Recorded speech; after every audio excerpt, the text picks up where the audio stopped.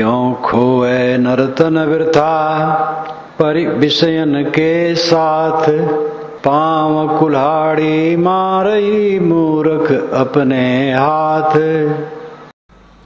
विषयों के साथ में पढ़ करके इस जीवन को व्यर्थ में क्यों खो रहे हो?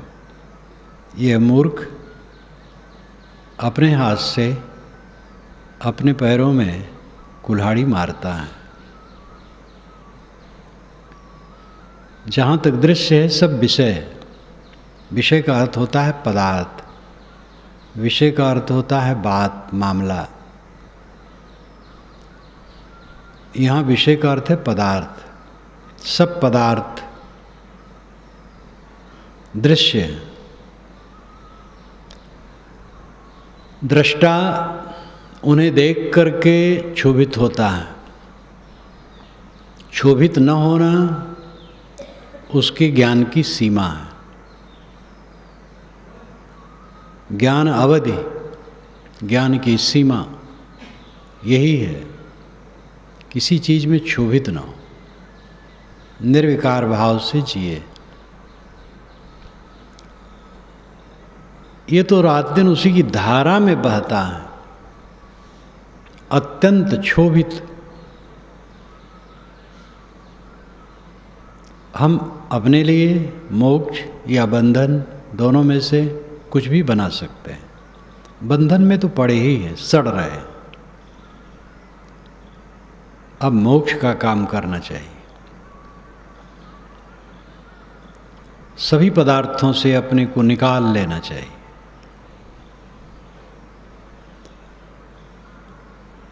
साधना की इसी परिपक्वता होनी चाहिए कि शरीर से लेके सारा संसार स्वप्नवत हर क्षण प्रतीत हो, हानि लाभ बिल्कुल झूठे हो जाए। महात्मा गांधी ने अपने जीवन में लिखा है, जो उन्होंने आत्मकथा लिखी, आखिर में हिंदुस्तान पाकिस्तान का बंटवारा हुआ, रक्तपात होने लगा, बंगाल की तरफ चलने लगे, तो जवाहरलाल ने कहा आप रुकिए, आप न जाइए, आपकी हमें ज़रूरत है। उन्होंने कहा मुझे कुछ ज़रूरत नहीं। उदास हो गए थे सबसे। गांधी जी कहते थे जवाहर तो मेरी बात सुन लेता है, पटेल तो सुनना भी नहीं चाहता है, समझता है इनका दिमाग अब नहीं चल रहा। उन्होंने लिखा है कि जो परमात्मा में लीन होगा वो दुखी नहीं होगा। मैं दुखी होता हूँ, इसलिए मेरी साधना अधूरी है। जिस योजना को लेके वो चल रहे थे, उस योजना में ऐसा होना सहज है, इतने बड़े देश की बात। लेकिन ये बात कितनी मार्मिक है, जो परमात्मा में लीन होगा वो दुखी नहीं होगा। परमात्मा, परम आत्मा, ये आत्मा ही परमात्मा है। परमात्मा कहीं बाहर नहीं। स्वामी शंकराचार्य तो विवेक चूड़ामणि में बारंबार ये कहते हैं। इस समय उसका भाष्य मैं करता हूँ तो उनकी बातें सामने आती हैं। बारंबार वे कहते हैं परमात्मा, आत्मा ही को परमात्मा कहते हैं। कबीर साहब की साखी है, जब मैं था तब हरि नहीं, अब हरि है मैं ना है। प्रेम गली अति सांकरी, जामे दो न समाए। जब मैं था तब हरि नहीं था, अब हरि है, अब मैं नहीं। प्रेम की गली बड़ी पतली है, उसमें दो नहीं समाते, एक ही प्रविष्ट हो सकते हैं। मैं देह गेहादि के प्रति मैं मेरा भाव जब तक है तब तक हरि नहीं है। हरि कहीं बाहर कुछ थोड़े बैठा है, ये आत्मा ही हरि है। दिव्य ज्ञान की अवस्था हरि है। निर्मल चित्त, वासनाहीन मन की दशा हरि की दशा है। जब तक अहंकार रहेगा तब तक हरि नहीं रहेगा। देह गेह के प्रति जब तक चिपकाहट रहेगी तब तक वो दिव्य स्थित नहीं आ सकती। अब हरि है, मैं ना है। अब हरि केवल रह गया, मैं नहीं रह गया। यहाँ जो आत्मा के लिए मैं भाव है, इसका तिरस्कार नहीं है।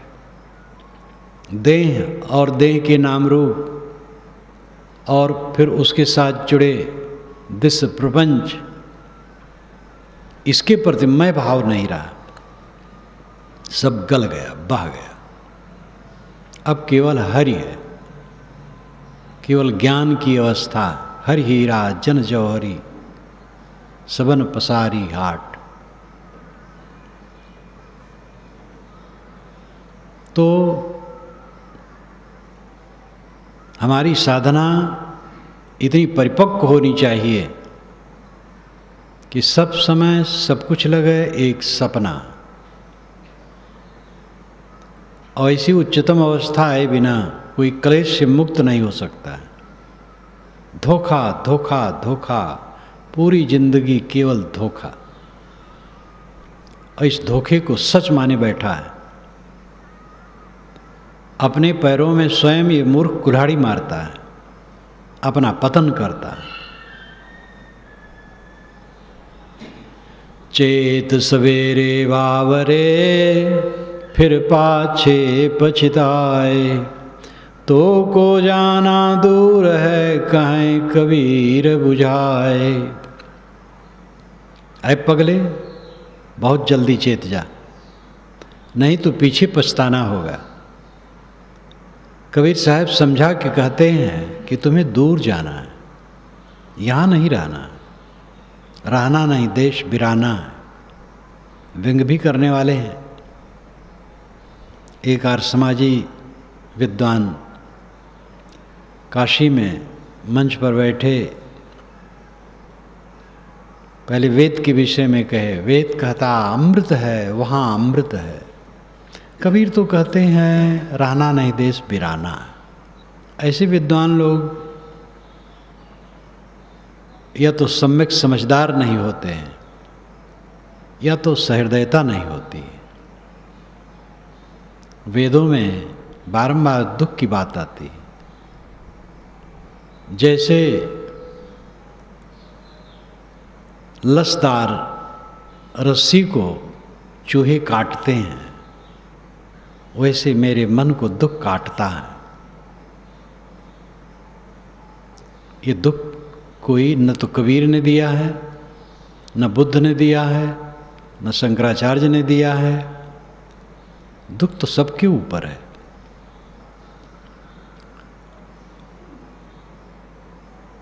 सोजन सदा आनंदा भी तो कबीर कहते हैं। अब की पुरिया जो निर्वारे सोजन सदा आनंदा, जो अब की बार वासना की पुड़िया को तोड़ दे वो सदैव के लिए आनंदित है। इसलिए कथन होना चाहिए सम्यक, चतुर्दिक दृष्टि होनी चाहिए। तो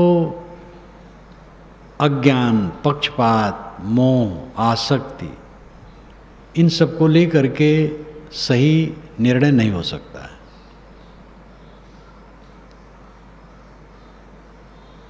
वेद ही कहता है हिरण्मयन पात्रेण सत्यस्यापिहितं मुखम तत्त्वं पूषन् पाविर्णु सत्य धर्माय दृष्टे। हिरण्मयन सोने के पात्र बर्तन से, सत्यस्यापिहितं मुखम, सत्य का मुख अपहित है, ढका है। तत्त्वं पूषन् पाविर्णु, तत्त्वं पूषन् अपाविर्णु। तत् उसे, तुम पूषण, सबका पोषण करने वाला, ज्ञान विज्ञान का पोषक आत्मा अपावरण हटा दे। क्यों? सत्य धर्माय दृष्टे, सत्य और धर्म के दर्शन के लिए। सत्य आत्मा है, धर्म पवित्र रहनी है। आत्मा और पवित्र रहनी का ज्ञान और अनुभव तब तक नहीं होगा जब तक चमक दमक से चित्त हटेगा नहीं। ये वैराग की बात हुई। वैदिक ऋषि बारंबार मनुष्य को मर्त्य कहते हैं। और उस समय कोई सभम बोल रहा है तो बोलना उचित नहीं था। यद्यपि उनकी सभा में 10-15 लोग ही थे। कक्ष था आर्य समाज मंदिर, मेरे प्रेस से सटा हुआ, जहाँ मेरा प्रकाशन चलता था। सुना तो गया, बीच में तो बोलना उचित नहीं, सुन लिया। सब प्रकार की बातें अपने अपने ढंग से शास्त्रों में हुआ करती हैं। सम्यक ज्ञान की जरूरत है।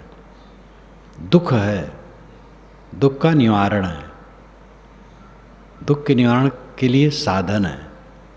रोग है, रोग का कारण है, रोग का निवारण है, निवारण के लिए साधन है।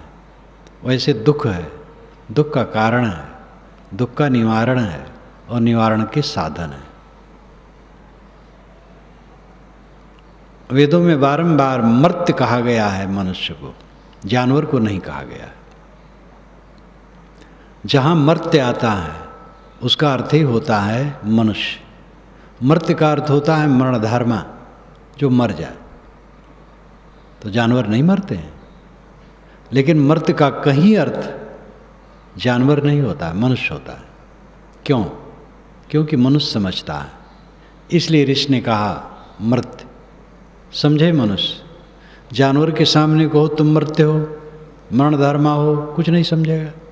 मनुष्य समझता है, इसलिए ऋषियों ने मनुष्य को कहा। अभी अशुभ कहा, रहना नहीं देश बिराना है। साहब तो इतने कहते हैं। वैदिक ऋषि कहते अरे तू मर्त्य है, मरणधर्मा है। तो क्या वैदिक ऋषि अज्ञानी थे? इसलिए विवेक पूर्वक बात होनी चाहिए।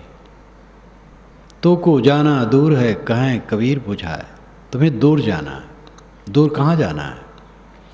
वासना बस हो तो उसकी दूरी कोई ठिकाना नहीं। भटको, भटकते रहो। अनाथ काल से भटक रहे हो, अब भी भटको। दूर जाने का संकेत यहाँ है, आत्मस्थित में जाना है। ये सारा संसार परदेश है। ये सभागार मुझसे कितनी दूर है? सूरज और चांद जितने दूर है उससे भी दूर है। रात में सो गया था, शरीर का भी पता नहीं था, सभागार और आश्रम का पता कहाँ था, साथी बराती कहाँ पता था। सब दूर, सब दूर, सब दूर। कुछ अपने निकट नहीं। न पास कोई हमारे खोजे मिले वस्तु। मेरे पास में जब खोजता हूँ तो कोई वस्तु मिलती नहीं। याद हो तब माता हमारे पिता बंधु प्रतीत। जब याद होता है तो लगता है मेरे पिता थे, माता थी, भाई थे। इसी प्रकार से विशाल साहब ने बहुत लंबा व्याख्यान दिया। जागृत, स्वप्न, सुसुप्ति, ये तीनों नृत्य की तरह नाच नाच करके सामने आते और खो जाते। दृष्टा उनमें उलझ उलझ करके अपने को दुखी सुखी बनाता रहता है।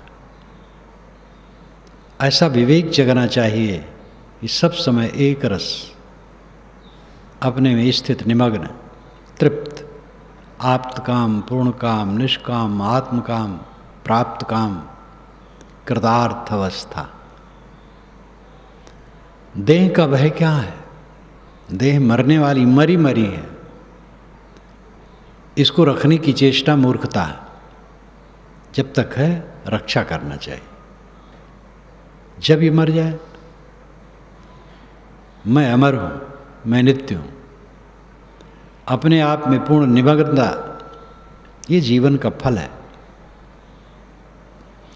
दूर जाना, ये दृश्य से दूर जाना है। देश काल की दूरी नहीं है। मुझे देश काल की दूरी में नहीं पहुंचना है। जो देश काल की दूरी में हो वो परमार्थ नहीं होता है। दूसरे देश में मिलेगा चल करके, वो परमार्थ नहीं है। दूसरे काल में मिलेगा, वो परमार्थ नहीं है।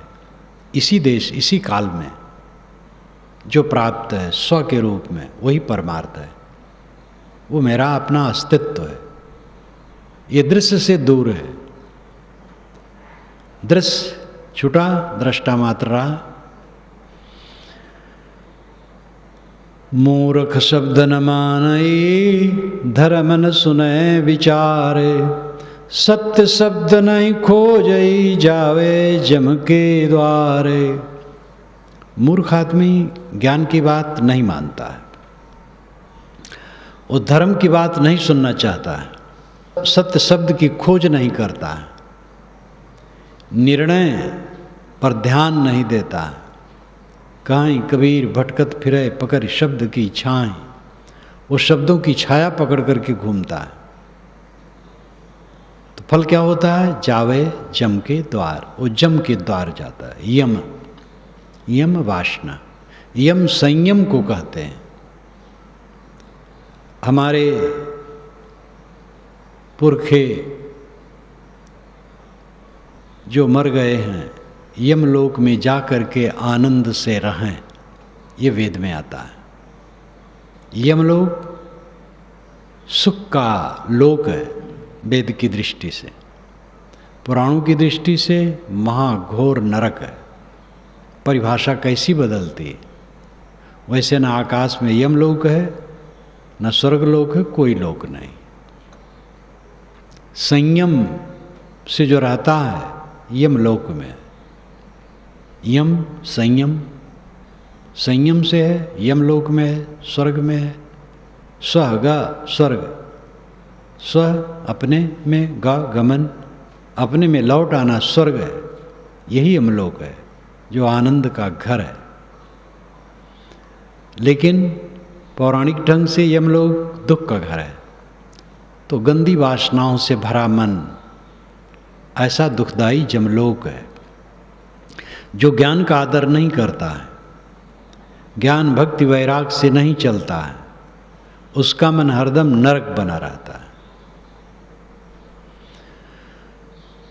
राजपाट धन पाए के क्यों करता अभिमान। पाड़ोसी की जो दशा भई सो अपनी जान। राजपाट, राजपाट जुड़वा शब्द चलता है। राजकाज, पाट वैसे सिंहासन का पाटला भी होता है, और पाट का अर्थ है विस्तार। राजपाट, राज का विस्तार। राजपाट पा करके क्यों अभिमान करता है? पड़ोसी की जो दशा हुई, अपनी दशा भी समझ। राजे भी मर जाते हैं और दफना दिए जाते हैं। गुरु भी मरता है, आचार्य भी मरता है, मंडलेश्वर जगत गुरु भी मरता है। अप्रसिद्ध मरता है, प्रसिद्ध मरता है, कोई रहता नहीं।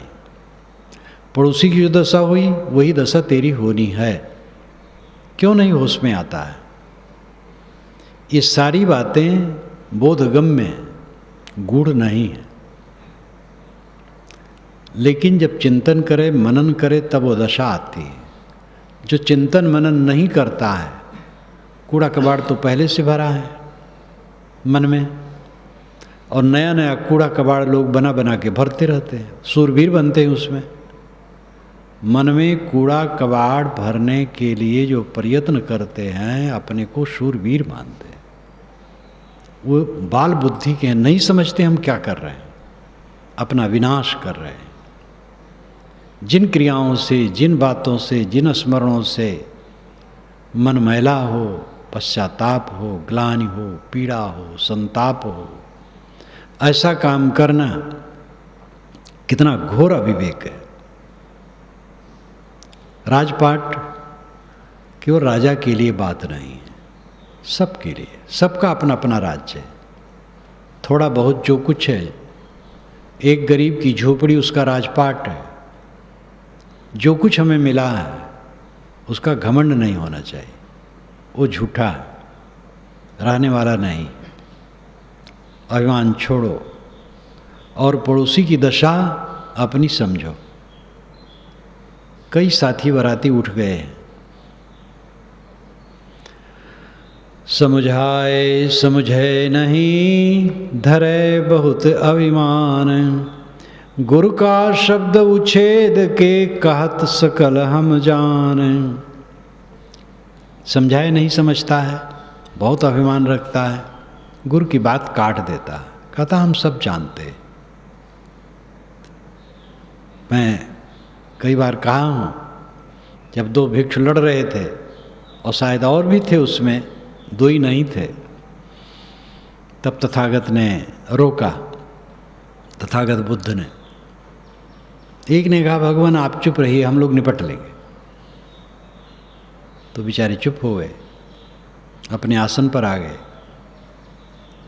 दोपहर में शयन में सब गए, वे ख्याल रखे थे कि कब निकलना चाहिए, लोग देखें ना।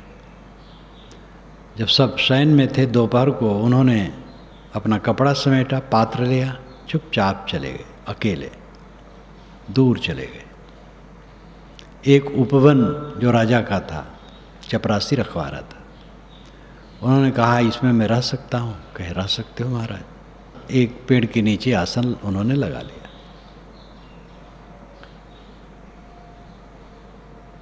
तो इतना प्रमादी, वो कहा भगवान आप मत बोलिए, हम निपट लेंगे। गुरु का शब्द उच्छेद कर कहत सकल हम जान, हम सब जानते हैं। कई जगह प्रवचन होता है, कोई कहता है चलो सुनने, अरे हम जानते हैं, जो कहते हैं सब जानते हैं। कई बार प्रसंग पड़ता है, मैं जा रहा हूँ, ऐसा लोग कहते हैं, कान में सुनाई आ जाता है। उनको होश वासी नहीं है, जानते तो हैं, कितने क्षण जानते हैं। अपने शरीर की मृत्यु कौन नहीं जानता है, लेकिन कितने क्षण याद रखते हैं। निरंतर याद रखने के लिए सत्संग ज्ञान की जरूरत है। सत्संग ज्ञान की चर्चा सुनना, स्वयं निर्णय करना, सोचना, ध्यान करना, चिंतन मनन करना, स्वाध्याय करना, ये सब करते करते परिपक्वता होती है। खाली बुद्धि से जानने से काम नहीं बनेगा। वह जानना जब निरंतर हो, जानने में निरंतरता हो। एक क्षण जान लेने से क्या होगा? जब निरंतरता हो जाती है चित्त में ज्ञान की, उसी को अपरोक्ष अनुभव कहते हैं। ज्ञानी होए सुमानहि, बूझे शब्द हमारे, कहें कबीर सो बाँचिए और सकल जमधारे। साहब कहते जो ज्ञानी होगा मेरी बात समझेगा, बाकी तो जमधार में डूबते हैं। हमार का अर्थ यहाँ गुरु के लिए। कबीर का व्यक्तित्व घुल करके मिशन बन गया था और गुरु सत्ता मात्र हो गया था, केवल एक व्यक्ति नहीं था। ऐसे पुरुष साधिकार वचन कहा करते हैं। जैसे गीता में आया है, सर्वधर्मान परित्यज्य माम एकम शरणम व्रज। सभी धर्मों को त्याग करके माम एकम शरणम व्रज, माम मेरे एकम एक मेरी शरण में व्रज आ जा। ये साधिकार वचन है, इसमें अहंकार नहीं देखना चाहिए। ये साधिकार अधिकार पूर्वक वचन है। ऐसा योग्य पुरुष जो होता है ऐसा कह सकता है। माने वचन हमार, ज्ञानी होए सो मानहि, बूझे शब्द हमार।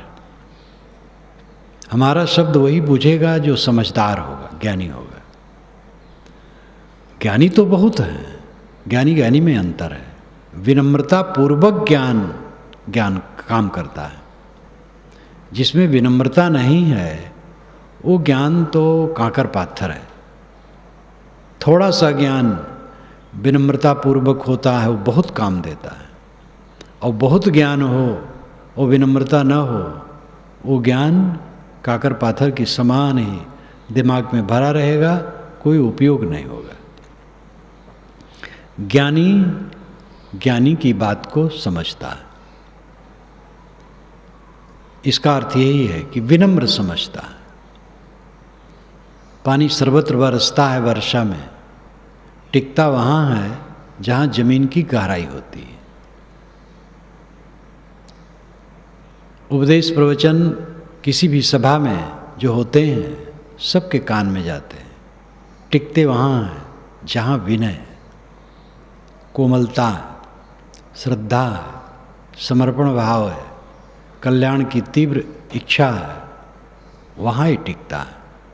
बाकी जगह से खिसक जाता है। अपने को संभालो। जितने लोग यहाँ आए हो, चाहे गृहस्थ हो, चाहे विरक्त हो, नर हो, नारी हो, सब मुमुक्षु हैं, मोक्ष की इच्छा वाले हैं, दुख से छूटने की इच्छा वाले हैं। और दुख से आदमी तभी छूटेगा जब पूर्ण निर्माण हो जाए, निर्माणता पूर्वक सत्य को समझने की चेष्टा करें। सत्य स्वयं आत्मा है, और आत्मा के अलावा जो कुछ भी है उसका संबंध सत नहीं, संबंध क्षणिक है। आत्मा से आत्मा का कभी वियोग नहीं होता, स्व से स्व कभी अलग नहीं होता है। हमारा सत्य क्या है? संत ईसा से एक शिष्य ने पूछा था सत्य क्या है, तो उस समय वो मौन रहे। दूसरे समय उन्होंने कहा था कि स्वयं ही सत्य है। हमारा सत्य कौन है? स्वयं, मेरा अपना होना। अपने होने को हम खटाई में डाले हैं, सत्य का आदर कहाँ करते हैं? जिस चित्त में राग है, द्वेष है, ईर्षा है, क्रोध है, काम है, लोभ है, मोह है, अहंकार है, विकार है, कहाँ अपना आदर हो रहा है? अपना आदर तब माना जाएगा जब सारे मन के मल को धो दिया जाए, या धोने का काम किया जाए। धोने का काम करते करते धुलेगा, तब कभी पूर्ण रूप से धुल जाएगा। ये तो पूर्ण विश्वास करना चाहिए कि चित्त पूर्ण रूप से धुलता है। पूर्ण रूप से धुलने के बाद ही जीवन मुक्ति स्थित आती है। मन में कुछ मल है तो जीवन मुक्ति की पूर्णता नहीं मानी जाएगी। जीवन मुक्ति भी धीरे धीरे आती है, कुछ कुछ अंशों में इतना परसेंटेज, इतना परसेंटेज, इतना परसेंटेज। पूर्ण जीवन मुक्ति अवस्था, पूर्ण चित्त की निर्मलता, जीवन का वही परम सुख है, उससे बड़ा कुछ नहीं है। और ये दृश्य पदार्थ जो मिलते भी छुटते हैं सपने की तरह, इनमें क्या रखा है? ये व्यवहार की चीज़ है। व्यवहार करो और अपने अंतरतम को समझो और उसके तरफ प्रयास करो।